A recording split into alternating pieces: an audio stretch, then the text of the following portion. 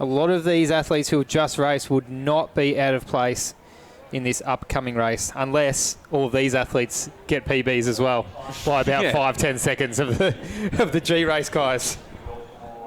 All the G race boys are thinking, oh yeah, I'll get a race in the F next time. How good would that be? And then all the guys in the F are like, nah, no, you're not. They get the same PBs. E next time. Heading down to around that 4.0s, 4.10s. It's getting exciting. It's getting pretty quick no matter who you are. God, how cold is it in here? Is it like Antarctica or something? Far out, I'm shivering. Oh, goosebumps, bitch. Hey, I brought a jumper. For the mighty Wake Forest Demon Deacons, 15th in the nation in the NCAA. Led by the man with the biggest nose in America, Jack Tiernan. Well, probably more Zach Faccioni, given he was All-American, so well done to Zach Faccioni and the Demon Deacons, but special place in my heart to Jack the Toucan Tiernan. All right, and I'll read through the athletes, the competitors in this men's F 1500 metres. In lane 1, we have Eric. You got Zach on mine. On you, Zach. Eric Trinkle from Knox. In lane 2, Kevin Zhu from Glen Huntley. The home track advantage is all his tonight on those tight bends. Lane 3, Bevan does. Bevan does what?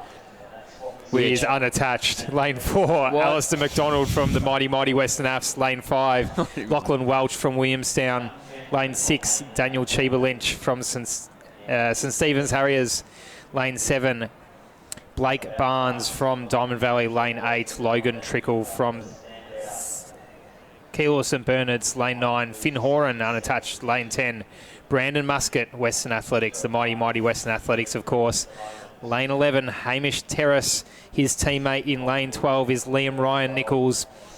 In lane 13, it is Jackson Upthank.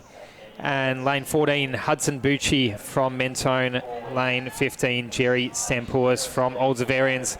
To round out the field, lane 16, Aidan Valton from Glen Huntley. Another home track advantage to him. Lane 17, Elias Stott from Geelong Guild. And that is our 17 competitors as they round their first lap in a tick over 1 minute around that 1:05, 1:06, 1:07 mark, which will see them heading for around a 4:12, if I'm not mistaken. Around there.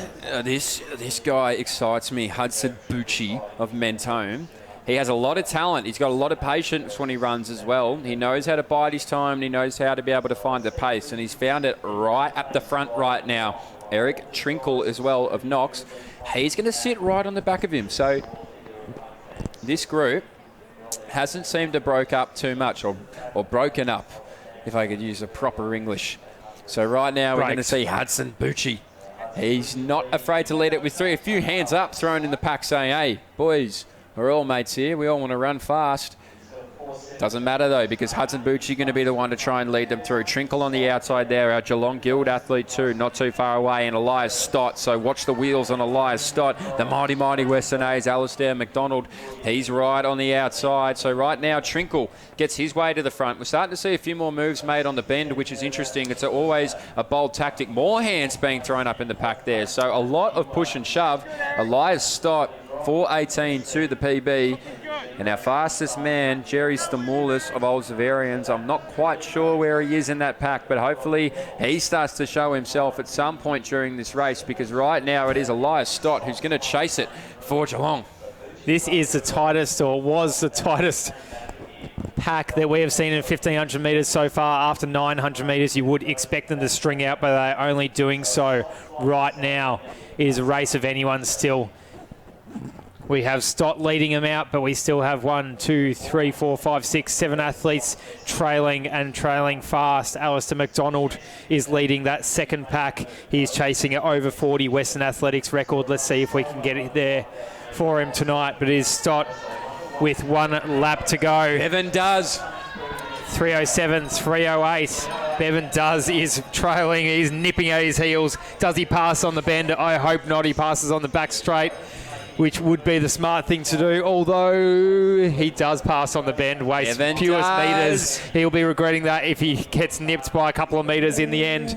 Check out our athlete there, who is in the orange. He's charging hard on Bevan Does' heels. He didn't even get a chance to get on his heels. He's straight past him. How's that? He's made up a gap of 10 metres and then he passed by 10 metres all at once. We haven't even called his name.